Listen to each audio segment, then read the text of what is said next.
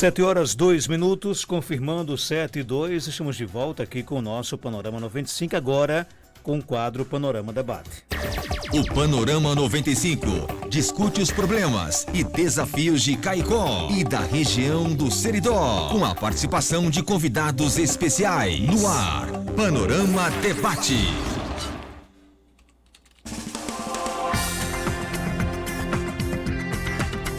Sete horas 3 minutos, nosso Panorama Debate hoje discute os desafios da educação especial. E para falar sobre esse assunto, nós convidamos Iva Costa, graduada em Letras pela UERN, Letras Libras pelo FPB, especialista em educação especial na área de deficiência auditiva pelo FRN, especialista em língua linguística e literatura pela FIP, mestre em ciências da educação. Salderes Vale, professora da área de educação especial, atua como professora do atendimento educacional especializado e é psicopedagoga clínica. Você veja aí o nível das nossas convidadas de hoje para discutir educação especial. Professora Iva, seja bem-vinda aqui ao nosso Panorama 95. Bom dia. Bom dia, Marcos. Bom dia aos ouvintes, né?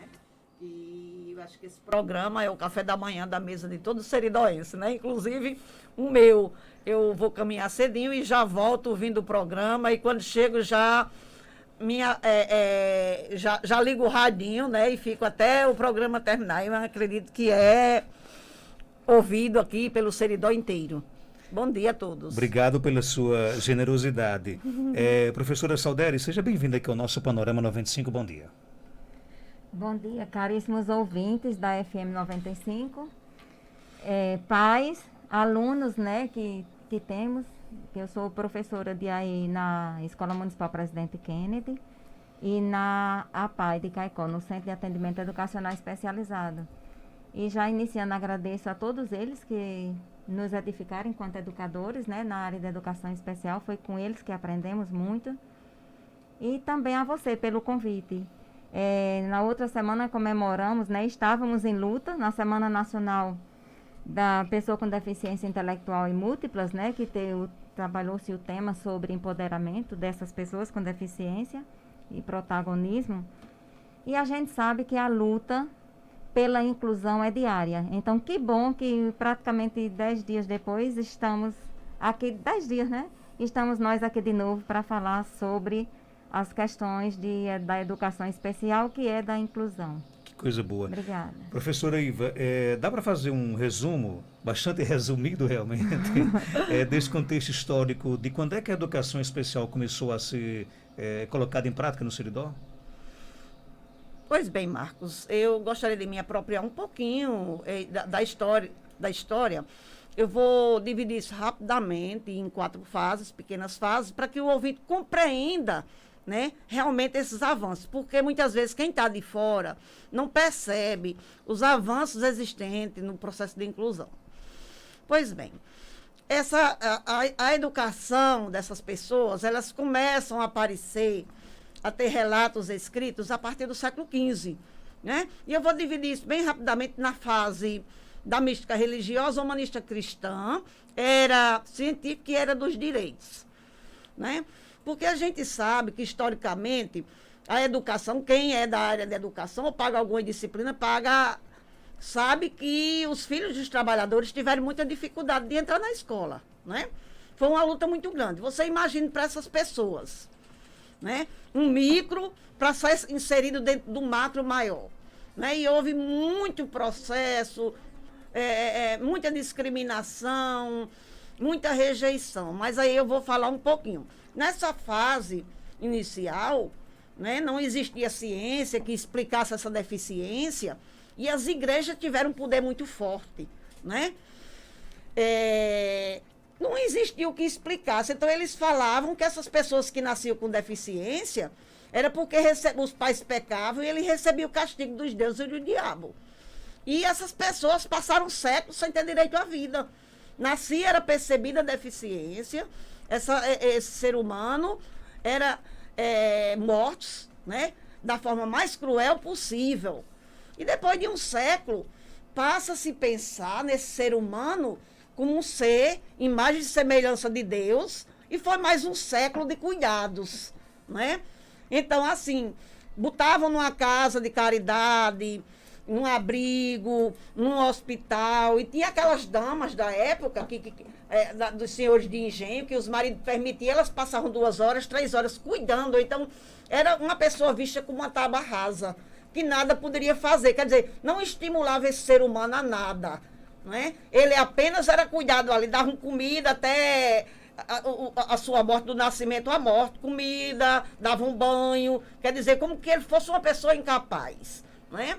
E depois de século vem um grande marco, a era científica, do surgimento da tecnologia, e a ciência começa a ver que a deficiência, ela, né, podia ser tratada, estimulada, e a partir dessa terceira fase, esse ser humano entra numa escola segregadora, né, onde estudava numa sala até com 12 alunos, só alunos surdos, só alunos com deficiência visual, só aluno com deficiência motora, deficiência intelectual, que na época a gente ainda chamava deficiência mental, e eles tiveram direito, você vê, foram 2 séculos para ele poder ter direito a uma escola e ainda segregativa, né? Eles conviviam com pessoas com a mesma limitação que ele.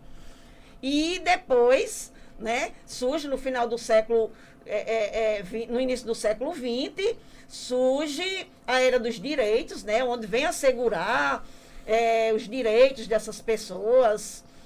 Por quê? Porque os governos eram bons, muito, digamos assim, sensível? Não, porque isso foi uma cobrança dos países desenvolvidos, cobrando dos países em desenvolvimento que trabalhassem políticas públicas voltadas para as pessoas com necessidade especial. E isso foi avançando, né? Esse processo de inclusão surge no final de 1999, aqui no Rio Grande do Norte, dizendo que todas as pessoas tinham o direito de estar na escola, né? Mas a gente sabe, como o Salderes também pode falar um pouco disso, que muitas vezes era um pá de jarre na sala de aula. Aquele aluno ficava ali à parte, né? Às vezes riscava, aquele aluno que passava de manhã riscando, fazendo bolinha no seu caderno, porque muitas vezes o professor, a forma como foi implantada a inclusão, foi que eu acho assim um ponto negativo. Porque existia pessoas já preparadas para estar inseridas dentro desse macro maior, dentro da escola. Outros ainda não estavam. Então, quando disse processo de inclusão, joga-se todos aqueles alunos. Os professores não tinham sido devidamente preparados, e isso foi uma dificuldade enorme, principalmente que eu estive como coordenadora de educação especial da 10ª DIRED e percebi as dificuldades também atitudinais de aceitação desse próprio professor, de dizer que esse aluno não é meu, esse aluno não faz parte, né, não deve fazer, de pais que muitas vezes diziam, esse aluno não deve estar aqui, se esse aluno permanecer, eu acho que ele vai atrapalhar os outros, eu vou tirar meu filho.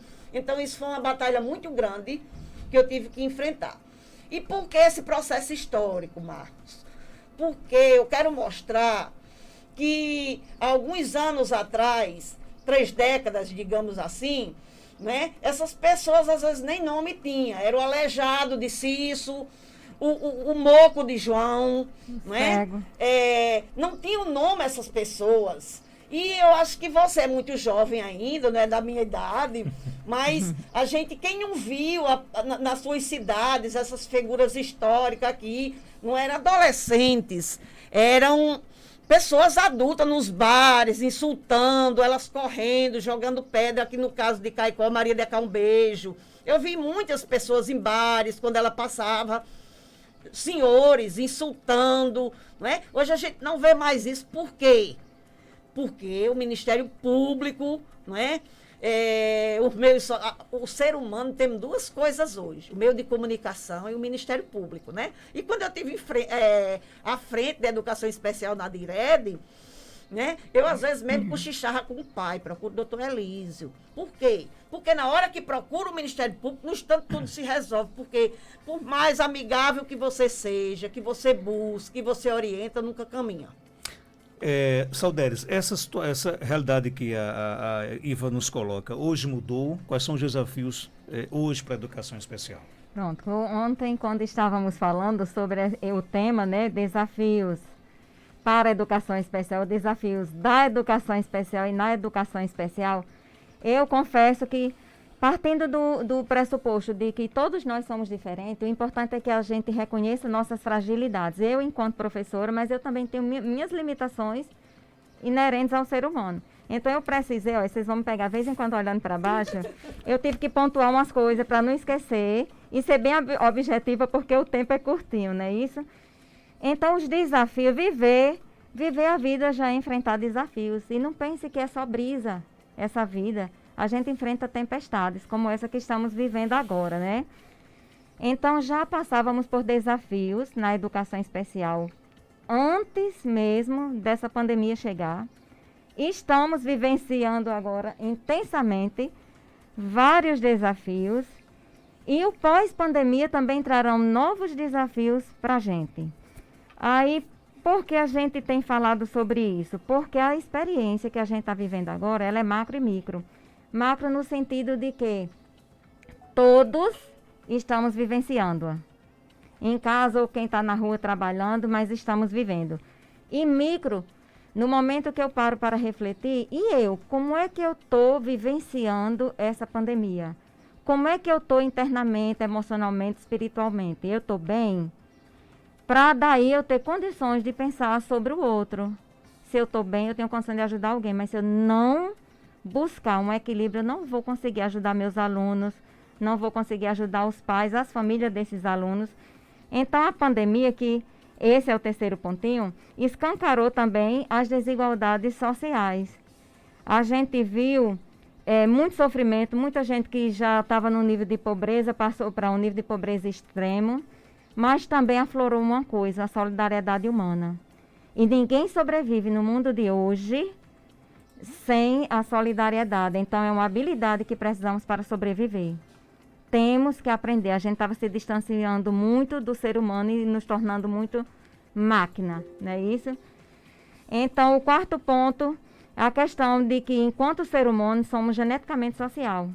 Nós nos construímos, nos edificamos pessoas na relação com os outros. E com tudo isso, somos, e temos que reconhecer que somos sujeitos únicos, singulares, ninguém é igual a ninguém. No mundo existem pessoas com deficiência e pessoas sem deficiência. E todos têm direito a um lugar ao sol. Né? Com a questão dos direitos humanos, a necessidade, o que se objetivava é que fosse reconhecido todos.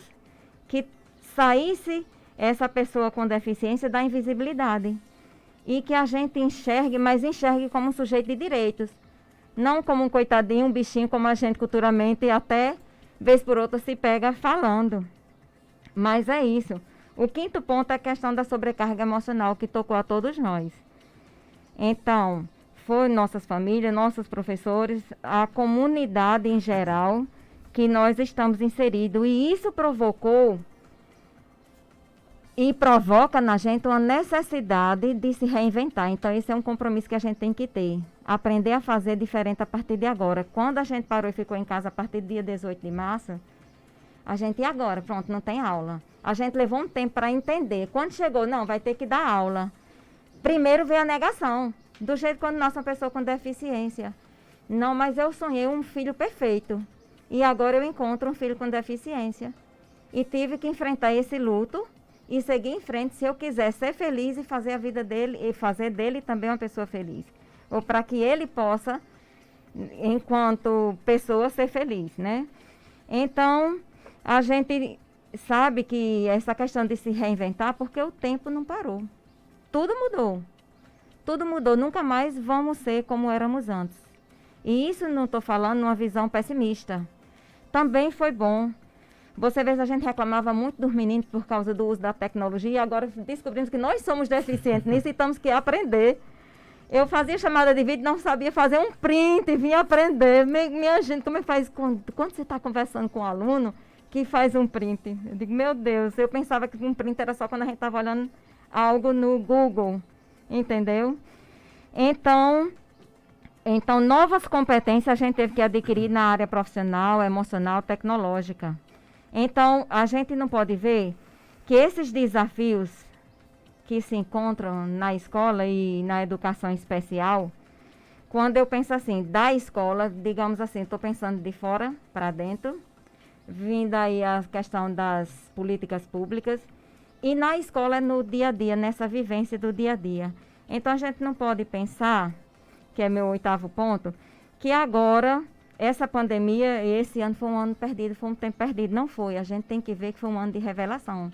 Um tempo de revelação, a gente teve que aprender a ser um ser humano melhor. Ontem eu ouvindo o Padre Neto no programa, na 102.7, né, que é a Rural, ele disse assim, quem não sair dessa pandemia melhor, enquanto pessoa, vai sair, como foi que ele falou?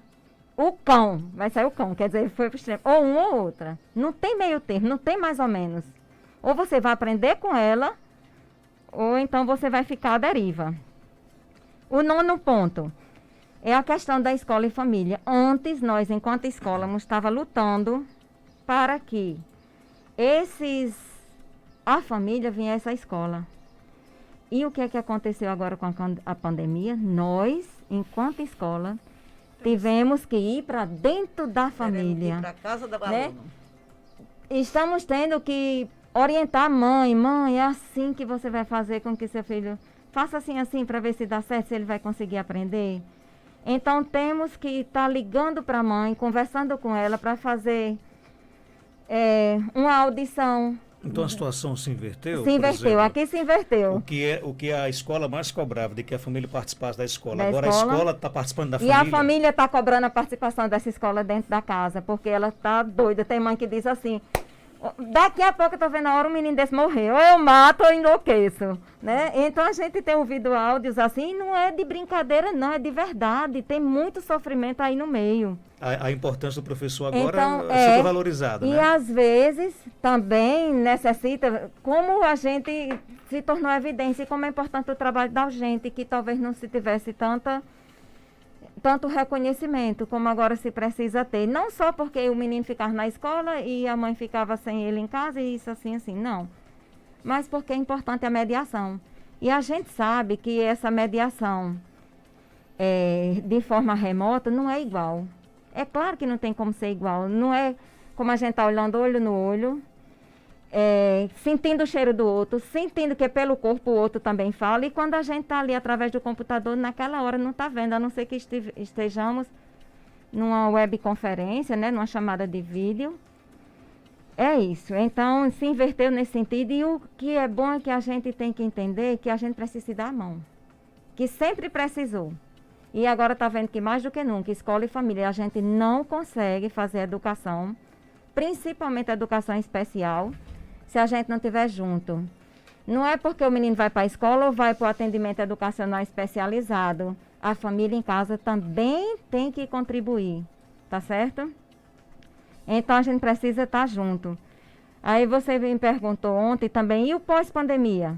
Aí a gente fala que como tudo mudou, antes a gente tinha uma escola, digamos assim, tátil. Hoje estamos vivendo uma era da escola mais tecnológica. A gente tem que, hoje estamos começando. E vamos ter uma escola que vai ter que juntar as duas coisas, vai ter que ter, o digital vai estar muito presente. Então, tínhamos o ensino presencial, hoje é não presencial, e se fala que no futuro próximo, ele vai ter que ser híbrido, porque a gente não sabe como é que vai se comportar essa pandemia. Se como naquela época que surgiu a dengue, a gente era só um vetor, depois chegou o segundo, terceiro, quarto, a gente não sabe se vai haver mutações, né? A gente está vivendo essa fase de agora, de repente a vacina de Oxford, que já estava na terceira fase, todo mundo feliz que ia estar perto da vacina, de repente está dando uma reação, e que já se vai repensar como fazer, não é isso? Agora, essa escola tecnológica que você nos coloca, por exemplo, para a educação especial, ela vai dar um pouco mais de trabalho? Os desafios são maiores, por exemplo? Com certeza, Marcos. É bem mais difícil, porque às vezes até pela dificuldade, né, de cada aluno, depende de cada um. Por exemplo, para o surdo, se for acessibilidade transmitida, se você conhecer a língua, tudo bem, passar informação normal. Mas para um aluno com deficiência intelectual, que precisa de repetição, que precisa de um cuidado maior, de um estímulo maior, é muito complicado, porque é uma aula também que não tem tanto tempo, né? E vai ficar difícil para ele. Quando a família está perto, que reforça, que ajuda, tudo bem. Mas com certeza para esse aluno vai ser muito mais difícil. Inclusive, essa é a pergunta aqui do nosso ouvinte. Sou professora de crianças bem pequenas e na minha turminha tenho crianças especiais. Como trabalhar nesse momento de aula remota? Pois é, então quando você pergunta em relação ao que ela falou, a questão dessa escola tecnológica, porque a gente sabe, por exemplo, a educação infantil vai ser um desafio muito grande quando a gente tiver que retornar. Como a gente vai negar à criança um abraço, não é isso? Então, assim, a gente tem partido de estar fazendo isso através de vídeos, gravando. A gente sabe que não é a mesma coisa, que a mãe não tem os instrumentos que a gente tinha. Por exemplo, na sala de recursos, lá na minha sala da APAI, que eu trabalho no centro de lá, de AE, né? Então, por exemplo, eu tenho que adaptar. O que é que eu tenho em casa para fazer isso aqui? É diferente. É diferente. A gente não tem os recursos e equipamentos que a gente tinha lá. Então, não é fácil. Mas se a gente não estimular, mais difícil ainda vai ser. Então, como eu vinha falando, por exemplo, os desafios da escola em relação às políticas públicas, porque a gente tem políticas e leis maravilhosas. Mas a fragilidade está o desafio está na escola. Por quê? A gente ainda tem muita dificuldade em relação a fazer adequações das atividades para as crianças com necessidades especiais. A gente ainda tem muita dificuldade do poder público em promover, por exemplo, a questão da permanência do professor de apoio ao aluno com deficiência na sala de aula. Aconteceu agora na pandemia, por exemplo, os professores, que são os professores de educação especial que a gente fala, que é o mediador, ele está lá na sala de aula comum, junto com o professor da sala comum, mas ele está lá para atender aquele aluno, ele permaneceu, porque no estado houve concurso, e ele lá se encontra. Na rede municipal teve uma diferença. Como eram todos contratados e que fechou a escola, não ia ter aula, então uma decisão que, ao meu ponto de vista, foi errônea, foi cancelar os contratos. E os meninos ficaram sem esse apoio. Então, o que o Estado tem feito é assim: o professor da sala comum, o professor que acompanha o aluno, pede ao professor da sala comum os conteúdos trabalhados, ele faz adequações e trabalha direto com aquele menino, através de videochamada, ou vídeos mesmos gravados, através de plataforma Meet, como já tem um que eu soube que está trabalhando, e assim por diante. Mas muitos ainda não têm feito. Então, a gente, quando ficou sem isso, faltou essa pessoa para estar perto do aluno. Mas ainda há tempo para se corrigir, não é isso? Então, a gente, enquanto mãe, enquanto professora, a gente tem que solicitar isso do poder público. É um direito da pessoa com deficiência, não é isso? Então, a chamada de vídeo, respondendo a pergunta, continuando a responder a pergunta da professora, é bom porque ela estreita o vínculo. E a questão do vínculo social e afetivo é muito importante para a aprendizagem das crianças. E quanto mais nova ela for, mais necessidade desse contato. E quando não existe devolutivo por parte dos pais? Quando, por exemplo, os pais não dão retorno das atividades da criança, como é que fica essa questão? Marcos, mas isso aqui é também bem pertinente a gente colocar.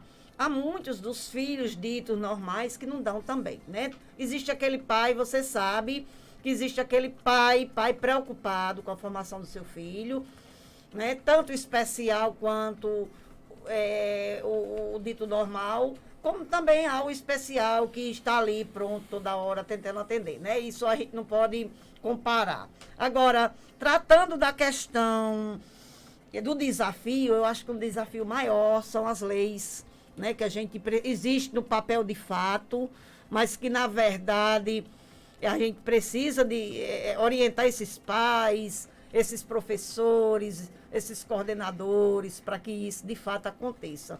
Nós temos umas resoluções aqui no Rio Grande do Norte, eu acho que já é a terceira, né? Terceira resolução. Na minha época eu trabalhei com a número 1. Nela diz quantos alunos devem estar matriculados por sala, que não pode misturar deficiências, né? Por exemplo, cada aluno especial, hoje, na matrícula, é contado por 2. Por quê? Porque traz uma sobrecarga muito grande para o professor, que, de fato, queira trabalhar com esse aluno. Por exemplo, eu posso ter até 5 surdos numa sala, né? Nesse caso, eu já vou contar 10 alunos ali. E completa uma turma, diz que no ensino fundamental, onde há esse aluno inserido, deve se formar, constituir uma turma com 25 alunos. E no ensino médio, com 35, né? Onde há esse aluno inserido. Infelizmente, eu briguei muito na época, inclusive no município aí, vizinho. Eu fiz um estudo, um dia de estudo com o professor, chamei, por quê? Uma promotora foi admitida num concurso público, bem jovem, e ela chegava lá no município, a mãe ia matricular, a professora dizia, ó, procura uma escola mais próxima, porque aqui a gente já tem nessa série um aluno com a deficiência, por exemplo, eu tenho com uma deficiência intelectual nessa sala, de primeiro ano. Aí chega uma mãe com um menino autista. Não pode misturar, gente. Duas deficiências. O professor vai se virar nos 30, né? E existe essa resolução. Infelizmente, o próprio professor não lê, não se aprofunda nessas, sabe? Aí diz, na minha sala tem um autista e tem um deficiente intelectual, um síndrome de Down. Eu digo, porque você aceitou. Porque no dia que você chega, o primeiro dia de aula, que você sabe, que você tem conhecimento da lei, da resolução, você diz, não, diretora, ó, faça isso aqui. Então, assim, a diretora dizia, não pode. Aí a promotora chegava lá, com esse menino, com a mãe e esse menino, aí dizia assim, ó, essa menina vai estudar aqui, em tal sala. E a pessoa, não, morrendo de medo, porque era promotora. Aí eu digo, não, meu filho, pois olha, eu trabalho lá em Caicó, orienta os professores. Professora, isso é exclusão. Não é exclusão. Se o promotor lhe procurar, você diz, ó, a resolução está aqui, eu fiz baseado, eu já tenho esse aluno. Aqui nunca tive problema com o doutor Elísio. Foi um parceiro, sempre, né, estávamos juntos. Ele sempre me procurava alguma queixa, alguma coisa, eu ia, a gente conversava, tudo tranquilo, não teve problema. Mas tive isso nesse município e desafiei. Digo, chama a promotora, vamos fazer um dia de estudo todo mundo junto. E no final da tarde ela me deu a mão e agradeceu que tinha aprendido muito. Muito bem, senhora promotora, nós estamos tentando trabalhar com esse processo de inclusão. E inclusão se faz com diálogo, certo? Então, assim, eu fui procurado por gestores daqui do município, que a senhora estava desmanchando, tentando desmanchar aqui o que estava sendo trabalhado. Então, a gente precisa compreender tudo isso, né? Aqui o Rio Grande do Norte tem suas resoluções, diz isso, então eu orientava muito, mas infelizmente nós desconhecemos, os pais também, hoje já estão mais esclarecidos, já lutam mais pelos direitos de seus filhos, mas infelizmente precisam correr atrás. Como eu falei, nós tínhamos um aluno aqui que passou na Universidade Estadual, a Universidade Estadual fez de tudo pela questão de acessibilidade, buscou uma sala, só que esse aluno, ele frequentava a aula em determinados dias e faltava. E aí eu procurei o pai disse que é porque era pedreiro, pagava um táxi para ele vir, 15 dias, quando o dinheiro acabava, não podia mais. Aí eu cochichei, vá no município, fale lá com a assistência social, aí a assistente social disse que não podia, porque não tinha motorista disponível à noite, não podia, né? Mas quando foi para o doutor Elísio, ele mandou lá a determinação para ele resolver, e com 2 dias o menino estava na universidade, tinha um motorista para deixar, pegá-lo, deixar em casa após a aula, no instante pôde, né? Mas pode, quando a gente recorre, não precisava disso, né? Principalmente porque já é assim, as leis, todo mundo já, se quiser ter acesso, tem, né? Na época que eu digo isso, por quê? Porque eu entrei na educação especial, né? Eu vivenciei da exclusão, integração, segregação e entrei no processo de inclusão. Eu tenho respaldo para falar disso, não apenas de teoria, mas de prática, de muita dificuldade vivenciada nesse processo. Que bom. Você se referiu aqui no nosso programa, por vários momentos, ao doutor Elísio, né? Que no caso é o promotor doutor Vicente Elísio, né? Que inclusive esteve aqui essa semana aqui no nosso programa e nos presenteou com a sua história de vida. Ele nem gosta muito que a gente dê ele como exemplo de superação, enfim. Mas ele relatava na entrevista dele de que desde a sua infância, né? Ele já era propenso a perder a sua visão. Mas o apoio que ele teve da família para que ele estudasse, para que ele se considerasse realmente uma pessoa normal, né, e conquistar os objetivos com qualquer outra pessoa poder conquistar, foi importante. Eu queria, para a gente fechar aqui essa nossa participação, Essa realmente é a mensagem que a gente tem que passar para as pessoas que têm algum tipo de deficiência, que ela é capaz de conquistar todos os objetivos que ele possa imaginar, Salderes? A escola e a sociedade, ela tem que respeitar a diversidade humana. Essa é a palavra-chave. E estamos vivendo essa necessidade de ressignificar. Nunca foi tão urgente como agora, né? É uma necessidade. E a questão da escola, que estávamos voltados para um fazer, quando o fazer pedagógico, nelas lá inserido, estava mais voltado para as questões cognitivas, habilidades técnicas, científicas, e pouco sobre os sentimentos e as emoções. Então, a gente viu agora que alguns já tinham iniciado antes da pandemia, mas que algum tempo atrás, instituições, começou mais na questão das empresas, na verdade. A gente precisa educar o nosso interior, né? Uma educação emocional, e isso precisa estar contemplado nos currículos da escola. Eu queria finalizar e agradecer e encerrar minhas falas na leitura de um poema. Claro, 2 minutinhos. Eu vou ler não com o baixar ritmo que deveria, porque vou tentar ser breve, mas eu agradeço a participação hoje aqui e a todos os que fazem a educação em Caicó, e a você por esse programa de hoje, a Iva, com quem também a gente aprende com os parceiros. Então, antes de você ler o seu poema de encerramento, tem uma pergunta aqui. Na escola de vocês, dispõe de assistentes sociais e psicólogos para compor a equipe técnica da escola? Não, na escola que eu trabalho, não, a gente não dispõe. A gente não dispõe. Enquanto instituição, a PAI, lá, porque a PAI tem clínica, a gente tem um assistente social, tem um psicólogo e tantos outros. Na escola que eu trabalho, na escola da rede municipal, a gente não tem. Então, o professor também faz, às vezes, do assistente social, do psicólogo. Quantas vezes a gente liga para falar sobre a questão das tarefas do aluno, mas a mãe, naquela hora, estava com a necessidade de desabafar, porque ela está se sentindo deprimida e queria ser ouvida. E a gente permite esse espaço de escuta. E quando a gente termina a ligação, a gente fica tão feliz, porque a gente não conseguiu falar sobre as tarefas, mas a gente ficou feliz porque viu um sorriso brotar no rosto de quem estava no começo da ligação chorando. Entendeu? Então, não temos esses profissionais na escola que eu trabalho. Que são necessários, né? Marcos, eu também trabalho na escola de tempo integral, no SEJA. Iva, licença, só interrompendo aqui, mas assim, na Secretaria de Educação, existe o setor de educação especial e a gente tem como a coordenadora, a Aldenora, que ela é assistente social. E outras questões a gente recorre a ela, da necessidade de fazer o encaminhamento do menino para o psicólogo, e ela ajuda.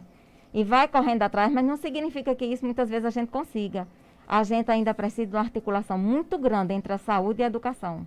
Então, é um desafio. Precisamos, outro desafio. Outro desafio aqui, e como está em ano político, eu deixo aqui um desafio para os candidatos, né? A política que coloque na sua proposta de governo um centro de educação especial, para que tenha psicólogos, fonoaudiólogos, assistente social, para atender a demanda. A PAI de Caicó não tem como suportar uma demanda tão grande, uma lista de espera. Então, assim, vamos deixar isso aqui para as pessoas que se propõem a administrar nosso município. Caicó é um município com mais de 70 mil habitantes, já necessita de um apoio pedagógico para fazer essa inclusão caminhar, né? Com profissionais, nós já temos, graças a Deus, muitos profissionais, bons profissionais no nosso município, que antigamente nós não tínhamos. Era difícil. As universidades, na minha época, que eu ingressei na educação especial, né? Como segue em tiroteio, eu aprendi com o próprio aluno e fui me redescobrindo como professor de educação especial. Então, assim, graças a Deus, tive a vivência de passar desse processo do ensino fundamental à universidade, né? E hoje a gente tem muitas literaturas, as universidades trabalham nesse processo, a gente tem onde a gente quer buscar informações a respeito, a gente encontra. Então, assim, precisa de favorecer isso. O município de Caicó já era para ter um centro de educação especial, né? Santa Cruz tem um centro de educação especial fantástico, né? Quando eu trabalhei lá, um curso de enfermagem, levei meus alunos do curso de enfermagem da UERN lá nesse centro, fiquei assim, surpreendida, né? Um trabalho tão belo, feito de forma multidisciplinar. Então, Caicó tem que pensar isso, de crescer, né? De buscar políticas públicas que atendam a população, principalmente essa população mais carente, que mais precisa, né? Porque não é fácil a questão psicológica de uma mãe, de um autista, de qualquer deficiência, saudades com mãe também, que sabe que a luta é incansável, é incessável, né? Para que essa pessoa seja independente. E eu já deixo, encerrando minhas palavras, aos pais que seus filhos têm potencialidade, são capazes. Não pense como um ser humano, coitadinho. Prepare seu filho para a sua independência futura, porque eles não vão ter você pegando na mão a vida inteira. A vida é biológica. A gente chega, né? E a gente um dia volta, ninguém sabe o dia determinado. Então, prepare seu filho para a vida. Ele tem potencialidades, mesmo com suas dificuldades, né? A gente tem que acreditar.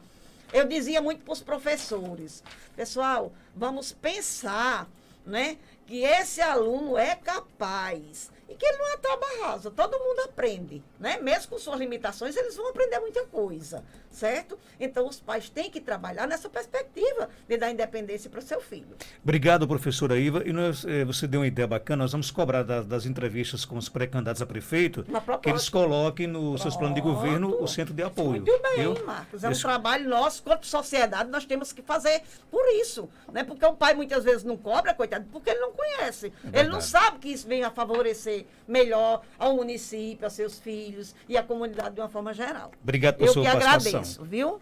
Para fechar com o poema. Marcos, então, enquanto a gente não tem centro de apoio, o que é que a gente já pode hoje estar fazendo para melhorar esse atendimento a essa pessoa com deficiência em nossa sociedade, né? Então, como Iva falou, a história de que quando foi embora, eu lembrei, a gente chega no mundo sem nada, vai embora sem nada. Então, o que importa é o que a gente deixa, né? O que a gente ensina, o que a gente vive com esse outro. Então, eu vou ler aqui um poema de Braulio Bessa que trata sobre a questão do preconceito e da diversidade humana também.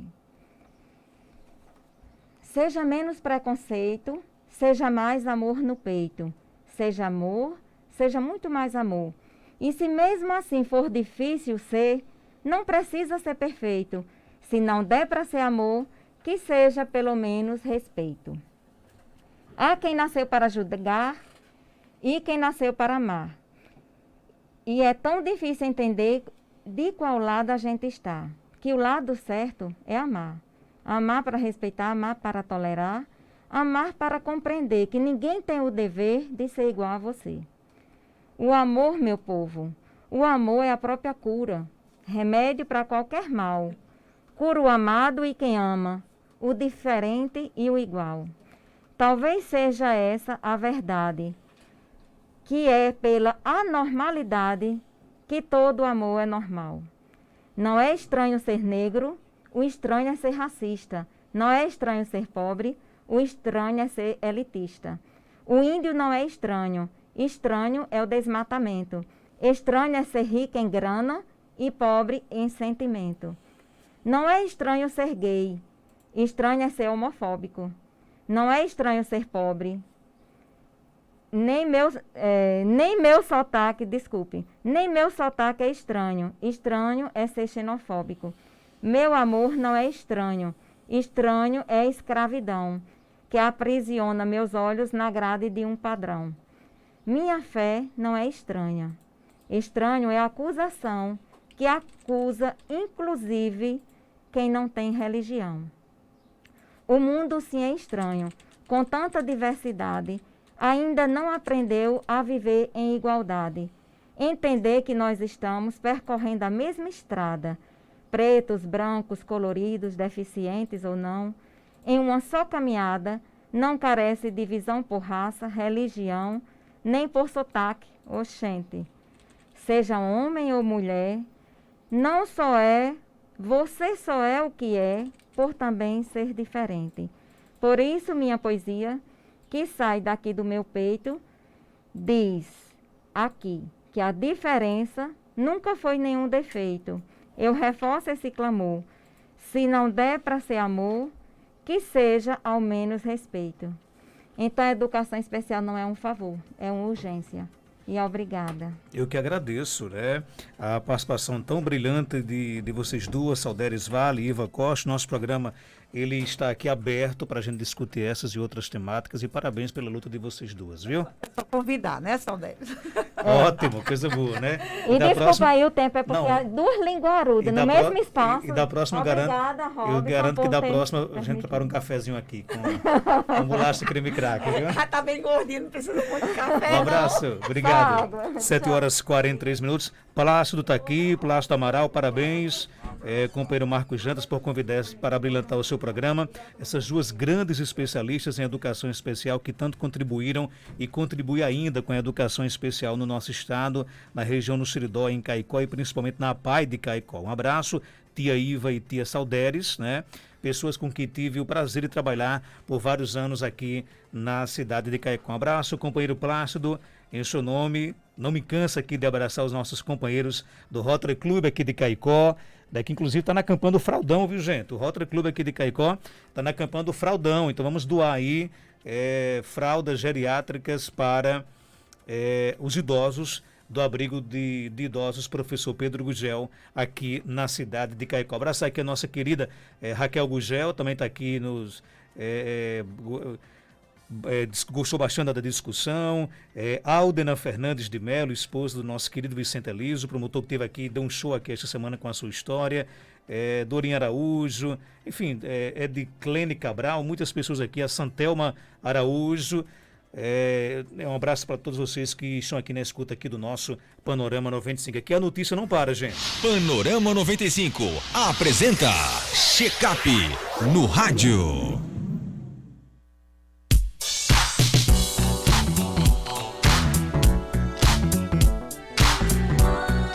Sete horas e 44 minutos, quadro Check-up no rádio. Hoje recebendo aqui Dr. Robson